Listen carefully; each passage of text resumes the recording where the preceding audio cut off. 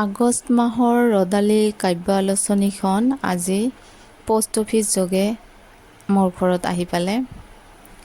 ইয়াত এটি মোৰ কবিতা প্ৰকাশ পাইছে। এয়া মোৰ নাম।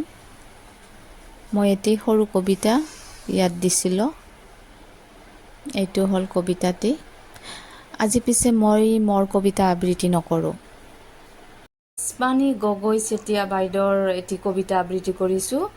সুন্দৰ কবিতাটি, খুবেই সৰু কবিতা যদিও খুবেই সুন্দৰ।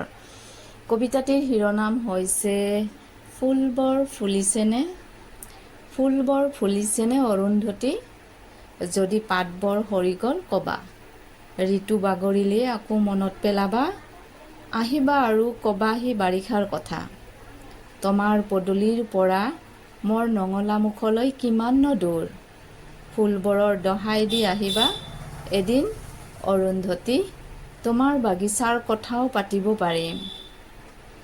আপোনালোকৰ ভাল লাগিল যদি লাইক কমেণ্ট কৰিবা। আজিলৈ ইয়াতে এৰিলোঁ। ধন্যবাদ।